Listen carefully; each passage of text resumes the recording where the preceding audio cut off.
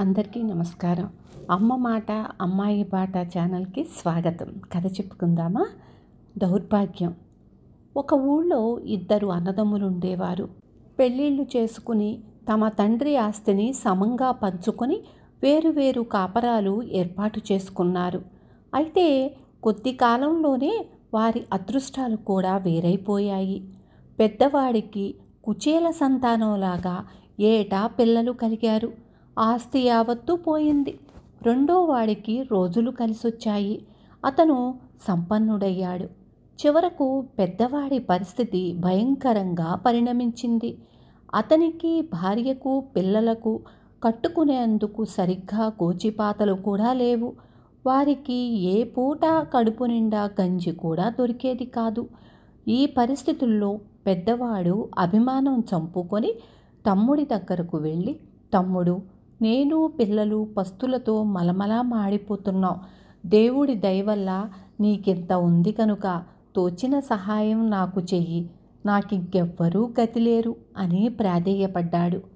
రెండోవాడు కొంచెంసేపు ఆలోచించి, సహాయం చెయ్యటానికేం కానీ ప్రస్తుతం నేను కూడా పెద్ద ఖర్చు మీద వేసుకున్నాను. రేపు నా పుట్టినరోజు పండుగ. అందుకని బ్రహ్మాండంగా విందొకటి ఏర్పాటు చేసి గొప్ప గొప్ప వాళ్ళందరికీ ఆహ్వానాలు పంపాను. గొప్పవారిని పిలవనే కూడదు. పిలిచాక వారి హోదాకు తగ్గట్టు ఆతిథ్యం ఇచ్చి తీరాలి కదా. ఎంత ఖర్చవుతుందో నువ్వే ఆలోచించు. ఈ పబ్బం గడిచాక చేతిలో మిగిలితే తృణమో పణమో నీ చేతిలో పెట్టడానికి నాకేమీ అభ్యంతరం లేదు. రేపు విందుకు నువ్వు, వదిన, పిల్లలు తప్పక రండి. ఈ సంగతి సందర్భాలన్నీ అప్పుడు వివరంగా మాట్లాడుకుందాం. రావటం మరిచేవు సుమా అన్నాడు. నువ్వు వైభవంగా పుట్టినరోజు పండగ చేసుకుంటూ ఉంటే చింకిపాతలతో మేం కూడా దేనికిలే అన్నాడు అన్న విచారంగా. అదేం మాట?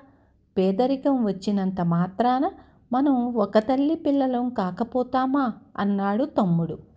అన్న పరమానందంతో ఇంటికి వెళ్ళి తన భార్యతో, రేపు మా తమ్ముడి పుట్టినరోజు విందు జరుగుతుంది. మనని దానికి రమ్మని ఆహ్వానించాడు అన్నాడు. ఇంకా నయం, ఈ చిరువుల బొంతలతో వెళితే మనని చూసి అందరూ నవ్వుతారు అన్నది భార్య. పిలిచినప్పుడు వెళ్ళకపోవటం బాగుండదు. మన స్థితి లోకానికి తెలియదా అన్నాడు భర్త.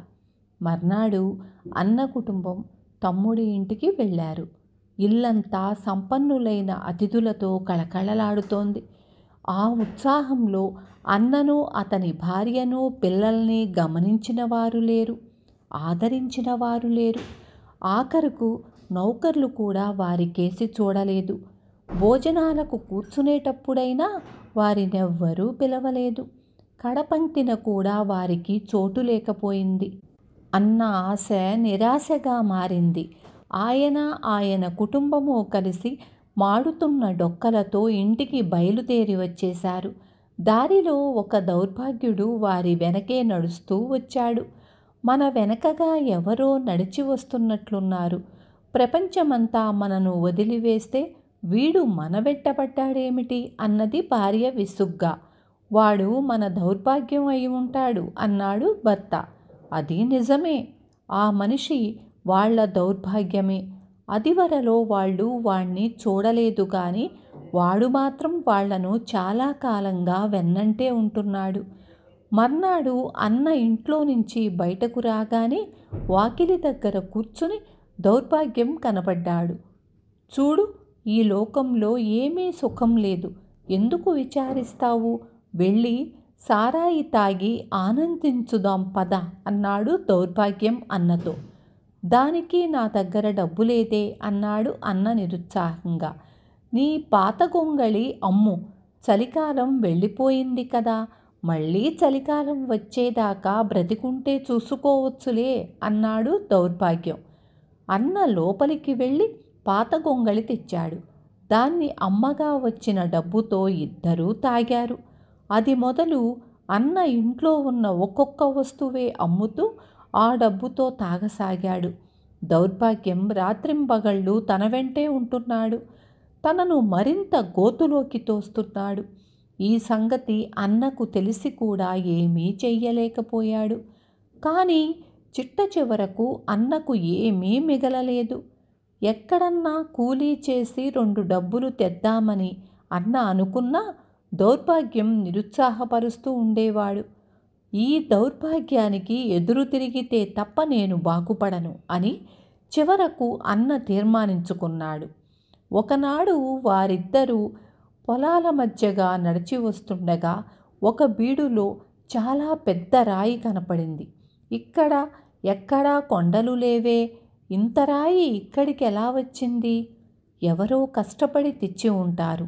ఒకవేళ దీని కింద ఏదైనా నిధి పాతి పెట్టారేమో అన్నాడు అన్న. నీదంతా భ్రమ. ఇక్కడ నిధి ఎందుకుంటుంది? ఉంటే అది నీకంటా నాకంటా పడుతుందా?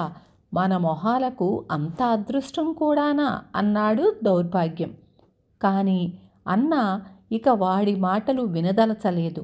అతడు వెంటనే గ్రామానికి వెళ్ళి ఒక రైతు దగ్గర ఎద్దుల బండి అరువు తీసుకొని పొలంలో రాయి ఉన్న చోటికి వచ్చాడు.